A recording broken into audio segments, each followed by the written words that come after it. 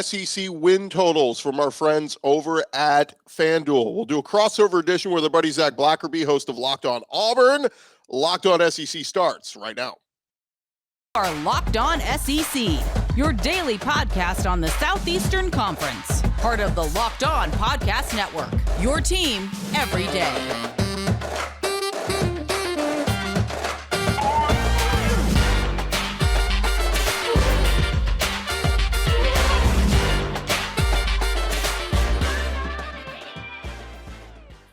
Yes, welcome on into Locked On Auburn, your daily Auburn Tigers podcast. I'm your host, Zac Blackerby. Thank you so much for making Locked On Auburn your first listen every single day.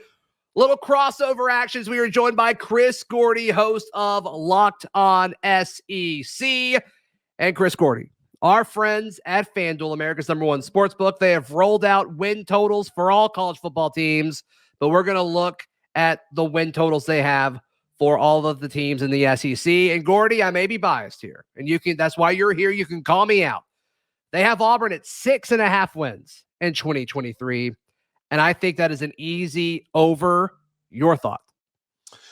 My initial thought on Auburn is the floor should be 6-6. Even if things are horrendous and don't go great for Auburn this year, you can't go worse than 6-6. So, my easy inclination there is when you look at your non-con, it includes New Mexico State, UMass, Samford. We know that's 3 wins right there. So can you find me 4 more wins? That's how I always like to do it. I don't like to work backwards. I like to go forwards with win totals. So sure, find me 4 more wins. At Cal, as we know, is one that I think most Auburn fans expect to win. Right. I know Cal is a decent program. It's a road trip. It's out west. It's a different time zone. All that stuff shouldn't matter. You're Auburn. You should be able to run, even if you don't throw a pass, run the ball for 400 yards and get out with a win. So yeah, I think that should be 1. So that's 4. Can you find me 2 SEC wins? Well, Mississippi State and Ole Miss at home, I think at minimum you need to split those, right? Mm-hmm. So I think you'll win one of those. And then really, outside of that, is there a road game you can win? At Vandy seems like the easiest one to chalk up as a W. So to me, I think I'm with you. I think Auburn is probably 7-5 is most likely. Yeah. Whereas 8-4, I would put 9 wins is really the ceiling for Auburn. I don't think they could get to 10, even if everything went great. But I think 9 is the ceiling. I think 7 is the easy. So I'm with you. Over on 6.5 from our friends at FanDuel. Yeah. I mean, I feel pretty good about Vandy on the road. It's those maybe games, right? Are the 2 Mississippi games at home. The fact they're both at home, I'm with you. I think you get one of those. I think at A&M is interesting because that program, I just don't know I just don't know. I just don't know about the Aggies. How does Jimbo kind of get that squad going? They've certainly got the talent. Hasn't resulted in consistent wins. So, I think that's certainly one too. And then at Arkansas's a team I'm not very high on this year. We'll see what Coach Pittman can do, but it seems like they've kind of trended down a little bit over the last few seasons. J.J. Jefferson, though, him back with Dan Enos, I think Enos is going to be a shot in the arm. Sure. We're used to the Kendall Browse offense. They got some pieces there. And the Rocket Sanders is back, too, one of the SEC leading rushers from last year. So if you're discounting Arkansas, I would say maybe take a pause there. But again, I would still say, right now, if you're asking me unbiased, Auburn at Arkansas in early November, it's a 50-50 game. Yeah, certainly a maybe game, but there's a lot of those, and I think if Auburn can split those, you're looking at 7-5, 8-4. So we will see what that looks like moving forward. You mentioned Arkansas. Arkansas is also at 6.5, courtesy of our friends at FanDuel Sportsbook, and I think this is right. I think Auburn, I think Arkansas, I think Mississippi State, I think Missouri, all these teams are at 6.5, South Carolina and Kentucky. They're all kind of in that same tier. I think that's fair. Gordy, if you had to pick one of these teams that would go up or down as far as win totals, which one would you kind of lean towards? Yeah, the Arkansas one is interesting because they're non-conference. They get Western Carolina, Kent State, and Florida International. So that's 3 wins right there. BYU is their 4th, non-conference. Now, remember, they went to BYU last year, and even with all the struggles they had, they beat a good BYU team there. So I think getting them in Fayetteville this time around, I think Arkansas should expect to win that one. They get, the neutral field game with A&M is always close. For some reason, A&M always finds a way to eke it out, but it's always a close one. And then Missouri at home, Mississippi State at home. Those are games that if I'm Arkansas, I should win those. So road trip at Bama, road trip at Florida, tough. You do get Auburn at home, like we talked about. So I think it feels like Arkansas 7 wins should feel pretty safe. Yeah. All right. Then you look at a step above that with Texas A&M at 7.5. Once again, that's a team where I just don't know what to expect about this team. Yep. Gordy, I have no idea. Yeah, they just went 5-7 and obviously, rebounded at least a little bit and got the huge monster win over LSU at the end of the year. But they got to go to Miami this year. And I know Miami's not supposed to be, great shakes or the favorite to win the ACC, but that was a dogfight last year in College Station, as bad as both teams were. Mm-hmm. Going to Miami is going to be tough. Right. And then, of course, you got to go to Tennessee. Going to be brutal. You got to go to Ole Miss. You got to go to LSU. I don't know, man. I would pump the brakes a little bit on A&M. I would say if everything goes right for the Aggies this year, 7-5 is probably right where they are. So I'd go the under on 7.5 on A&M. I think I'm with you. I think it's close, but I'm with you. I'm absolutely with you. Ole Miss in that same tier at 7.5, Gordy. And once again, this is a team where they're playing, their best consistent seasons in the history of that program based on what Lane Kiffin has been able to do.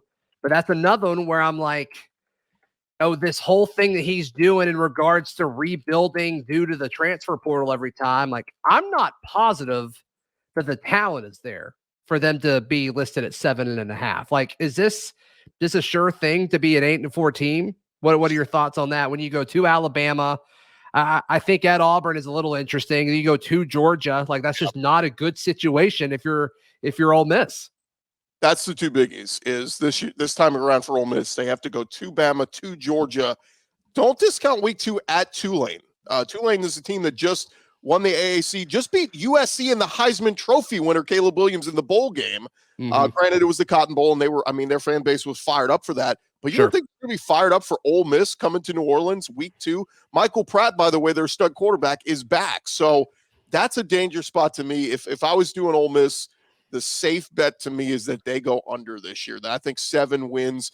And look, if Pete Golding can't get that defense going, they look terrible in the spring game. And I had people tell me, oh, they're running basic plays, all that. Make whatever excuses you want. They don't have the dogs. They don't have the horses on the defense right now. They're going to get there. They're recruiting well down the road. But I think I would not be surprised if Lane bottoms out a little bit this year and they go 6-6 if all hell breaks loose. But to me, 7 wins is not crazy to say for Ole Miss.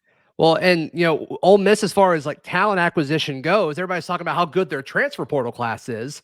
But the two biggest names, the two biggest parts of that transfer portal class, they're both going to be backup quarterbacks. So it doesn't really help your roster get better as far as translating that into more wins. There's this weird thing going on between Ole Miss and Auburn right now. I'm going to be honest with you, but still, I'm not buying it this year. I don't think Jackson Dart is him. I think Lane Kiffin is a solid, obviously a very, very good offensive coach. But as far as talent acquisition goes, I don't love what Ole Miss has done in the schedule. I'm actually looking forward to them playing Georgia. I think it's going to be an interesting matchup with Lane's offensive mind versus what Georgia does defensively. I think that's going to be a lot of fun, but yeah, I'm with you. I think 7.5 is. And it could be Spencer Sanders, the quarterback from Oklahoma State, and he looked good in the spring game and all that. Quinshon Judkins, the SEC leading rusher from a year ago, he's back as well. But it just feels like when I start to talk myself into all that, I start to take a step back and go, wait a minute, something seems fishy here. Something's not going to go right here. So call me pessimistic on Ole Miss right now. Yeah. Before we talk about some of these top teams in the SEC, is there a team that you're looking at on this and you're like, this is way too low? When you look at our the numbers, the win totals that our FanDuel friends have put up there, is there any team you're like, this doesn't look right? It's the 2 at the bottom. Vandy at 3.5. Look, I understand it's Vanderbilt and expectations are not high, but they exceeded expectations a year ago. They nearly, barring a miracle against Tennessee, almost got to a bowl game. Sure. They beat Florida and they beat Kentucky last year. I look at Vandy's non-conference and I think they should go at minimum 3-1. And let's be real, going to Wake Forest, who just lost Sam Hartman, if Vandy can do enough on offense, they could probably win that game, win at UNLV, beat Hawaii, beat Alabama A&M. That gets you to the over 3.5 before you even play an SEC game, Zach. And really, at minimum, if you go 3-1 in non-con, you're looking for one SEC win. Can I get one SEC win?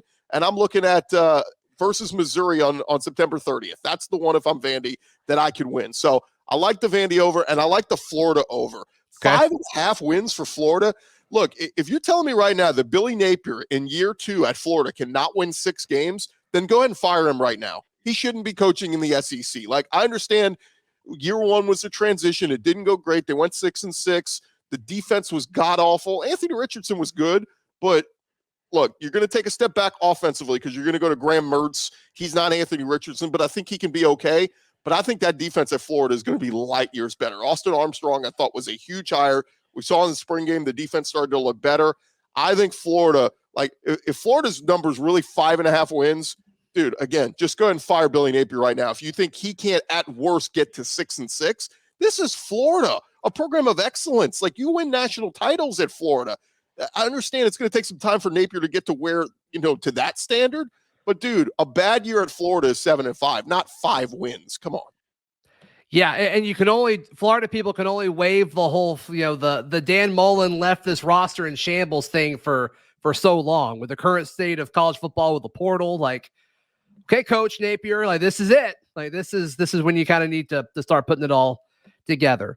Gordy, looking at Georgia, Alabama, LSU, and Tennessee, the cream of the crop in the SEC entering the 2023 season. We'll look at those totals next. And also, Gordy, I got to pick your brain. Where does Payton Thorne stand among SEC quarterbacks when you look at the tier list ahead? Gordy, today's show brought to you by our friends at Built Bar. Gordy, I went to my local grocery store and all of the Built Bars were sold out because they just can't keep them on the shelves. People love Built Bars. And so I'm like, okay, let me try to find something else. I'm trying to lose some weight. I'm down 10 pounds. It's good stuff. And I'm looking at all of the other other protein bars, and they're just all like super high in protein or super high in calories. There's not protein. It's all carbs. Built Bar, like, it's actually like good stuff, and it's hard to find it because nobody else is doing what they're doing. Have you had the Puffs, Gordy? They're delicious. There's nothing better than this protein-infused goodness. When you look at the marshmallowy texture in between. But seriously, all of these Built Bars are covered 100% in delicious, decadent chocolate, high in protein, low in calories, low in carbs. Be sure to check them out, built.com, or in your local Walmart or Sam's Club. Gordy, looking at the top teams in the SEC per our friends at FanDuel and per, I guess, common sense, you look at Georgia at 11.5 wins, Alabama at 10.5 wins, LSU and Tennessee both at 9.5 wins. I got a feeling a lot of people, Gordy, are going to say Bama's too high, and I don't know if I'm really ready to get there quite yet. Yeah, it's tough, man, because not having the quarterback is what's really, really hard to get a read on Alabama right now. I mean, they've looked like they've kind of reloaded on defense. It looked like, at least what we saw in the spring game, Kevin Steele's going to get back to that blitzing like crazy, corner blitzes, safety blitzes, linebackers, like, they're going to get after it. And so I'm confident that the defense is going to be okay. I think they're going to get back to the ground and pound dominant run game. I love what they've got in the backfield right now. The biggest question they have is who's going to be your quarterback? And unfortunately, in the spring game, we saw a ton of interceptions. Ty Simpson, Jalen Milroe. We saw some good, but a lot of bad. And it was just a mixed bag. So they go out and get Tyler Buckner, the transfer from Notre Dame. I still don't think he's the answer. I mean, again, maybe they're just trying to add competition.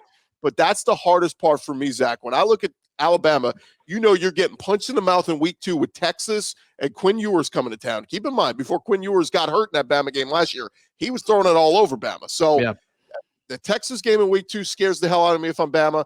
And then road trips at A&M. You lost last time you went there.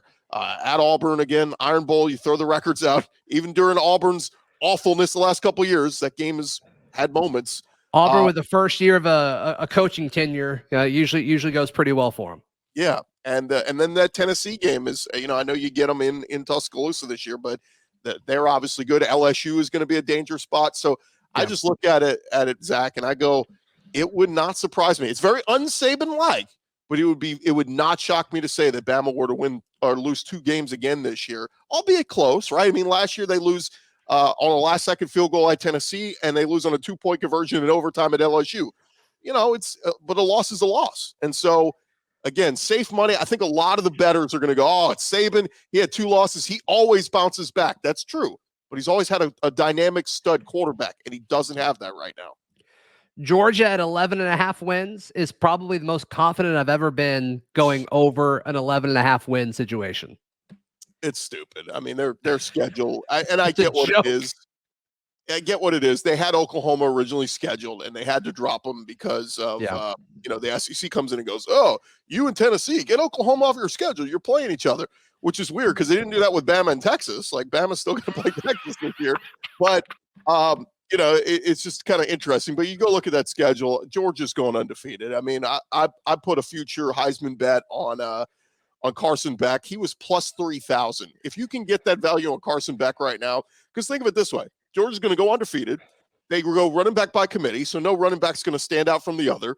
There's no receiver. I mean, maybe Brock Bowers, but like a tight end for Heisman seems like a long shot. To me, at the end of the day, I think they'll look back and go, he has the cleanest stats. He's the best player on the best team. And I think Carson Beck's going to get that invite to New York. So that's a juicy take. That is a juicy take, Gordy. Georgia's going undefeated in regular season, 12-0. Will they play Alabama or LSU in Atlanta? We'll see.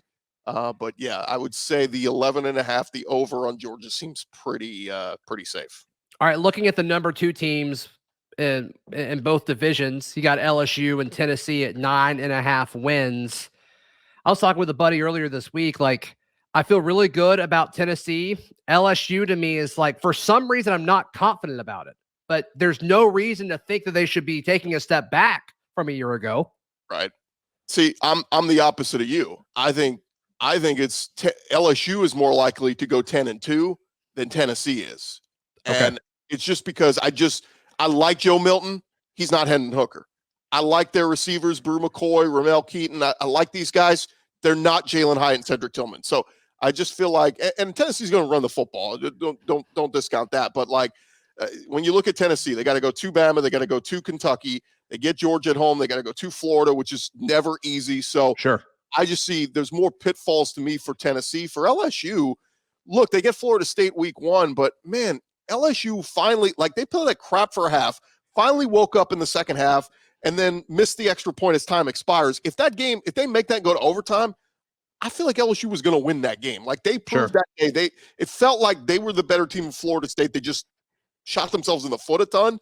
I feel like LSU is going to go in that game way more focused this year. And here's the crazy thing, Zach. They were trying to figure everything out. It's so many new transfer pieces through the portal, new quarterback in Jaden Daniels, new head coach in Brian Kelly, new OC in Mike Denbrock. All these things they're trying to figure out. Guess what? All those guys are back. Continuity. Jaden Daniels is sitting there going, I know this offense. I ran it all last year. We won the SEC West. Mike Denbrock's going, hey, Jaden, I know you can handle this. So their leading receiver, Malik Neighbors, is back. They lose Kayshon Boutte, but Neighbors was their best receiver last year. The 2 big questions with LSU is who's going to be their starting running back and the cornerbacks. They brought in more transfer portal guys. How quickly do they get that figured out? But to me, I look at LSU, and if they can beat Florida State in week 1, avoid a pitfall at Ole Miss, I think they'll beat Auburn just because Auburn, outside of that one Bo Nix year, never win in Baton Rouge. It's tough. I think LSU's undefeated going into that Bama game on November 4th. And even if you lose it, okay, you still are going to hit the over on the 9.5 wins. That's true. That's certainly true.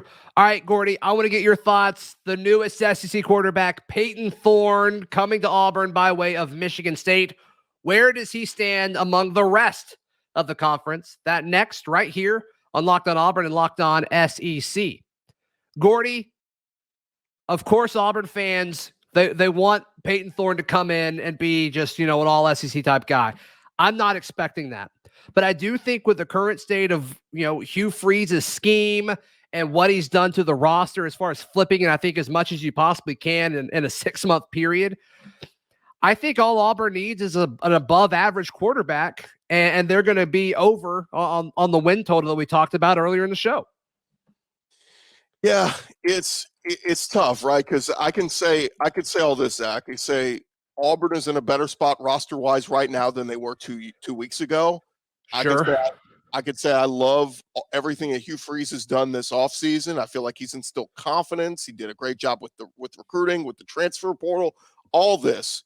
But I could still come back and say Auburn's not there yet, right? I mean, to me, this season for Auburn is about building the foundation. You want to see pieces. You want to see, start to improve. You want to see basically, like, in my mind, like no blowout losses. Like if you lose games, it's because, man, we were in that one till the end. We just ran out of gas, or we missed a field goal late. We got to fix that. Things like that where you feel good about the direction of this program and where it's headed. Sure. But that said, like, it's funny, Zach, I've been running through the quarterbacks, and this is the toughest part. Carson Beck, I think, is going to have a monster year at Georgia. I know he's unproven, but I just feel like all the weapons around him, he'll be among the top 5 quarterbacks in the SEC. Will Rogers at Mississippi State, Mike Leach is gone, but I still think they're going to throw it a good bit. Will Rogers been among the leaders the last couple of years of college football and passing. He's going to be up there. Sure. Jay Daniels at LSU, I think, isn't going to get worse. He's either going to stay the same or get better. KJ Jefferson, same thing in Arkansas, either going to get better or stay the same. Devin Leary is an intriguing one from NC State. He was Kentucky. A stud there. He's at Kentucky now. I got him ahead. So that's 5 guys right there that I think are clearly ahead of Payton Thorne. Where do you come down on Spencer Rattler? Well, my opinion on Spencer Rattler was very different for the first half of last season than the second half. Second half, you look like a world beater. So I think I slide Spencer Rattler in ahead.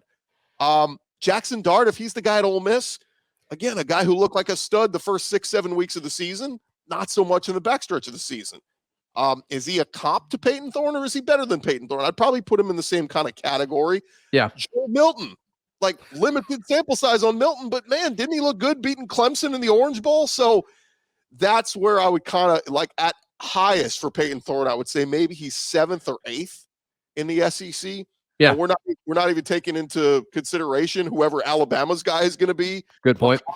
Connor Wegman at A&M, Graham Mertz at Florida. So, dude, it's tough. I mean, you could say Auburn got an upgrade, and Payton Thorne is an upgrade. He has played a lot of games. He's played in hostile environments in the Big Ten. But is he that quick, a top 7 quarterback in the SEC? I would say maybe no, not yet. Yeah, you explained that really well.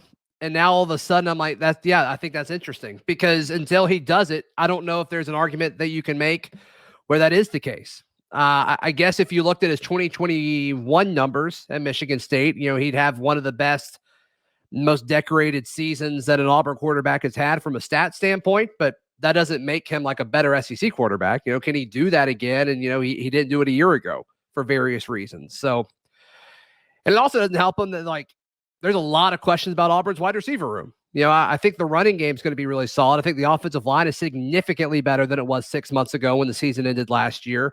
But is that enough? And you pair that with Hugh Freeze and Philip Montgomery's style of offense, like I think it helps them. But you're right. I mean, all of those guys right now, you have a much stronger case to put ahead of them, because with Payton Thorne right now, I guess you're just kind of rolling the dice and projecting. Now, I think you have to do some of that. I think that's partially our jobs to do that. But yeah, it's hard to argue against anything you just said. I'll tell you this. I mean, I put him ahead of Brady Cook at Missouri and A.J. Swan at Vanderbilt, so he's better than those guys. What's going to be fascinating, Zach, what if Buckner wins the Alabama job? I think going into week 1 of this season, we can make the case that Auburn has a better starting quarterback on day 1 than Alabama does with Payton Thorne over Tyler Buckner. That's just my opinion. Now, we'll see as the season plays itself out. Is there anybody that could win the job at Alabama that you would say that they're better than Payton Thorne? I just like Simpson and Milroe, the flashes we've seen, the potential they have, and I love Milroe's running ability. Jalen Milroe is if he's the guy and he can cut down the turnovers, I think he could be really special for Alabama. But I think we're picking hair. What's the word? Choosing hairs, whatever it is. Like it's splitting hairs. It's like there's so much unknown. We don't know. Like, Graham Mertz was good and bad at Wisconsin. He could get to Florida and be a stud. We don't know until we get in there. But again, I can only go with what I've seen. And again, I'm taking a huge game on Carson Beck. He hasn't started a game for Georgia, but I just look at those pieces and go, my God. But we know right now, I would say Will Rogers, Jaden Daniels, KJ Jefferson, Devin Leary, maybe Rattler and Dart, wherever you have them. I would have them ahead of Thorne. Yeah, I think all that makes sense, Gordy. If folks want more SEC conference-wide coverage, where do they go, bud? Yeah, just come over to Locked On SEC. We've been talking a lot of we've been talking very glowingly about Auburn in recent weeks. So you probably would love our show these last couple of weeks. But yeah, we'll be recapping it all or getting ready for the season. We'll be talking more football. We'll have more guests stop by along the way. We had TJ Finley on a couple weeks ago. So check us out, Locked On SEC. Yeah, he kind of gave you a tip of the hat. It's like, yeah, I'm really thinking about transferring. And then of course, he entered the portal. So that was pretty cool. Yeah. For Locked On SEC listeners, you can find my show, Locked On Auburn, available wherever you get your podcasts and on YouTube. And we will see you on Monday. This has been Locked On Auburn and Locked On SEC.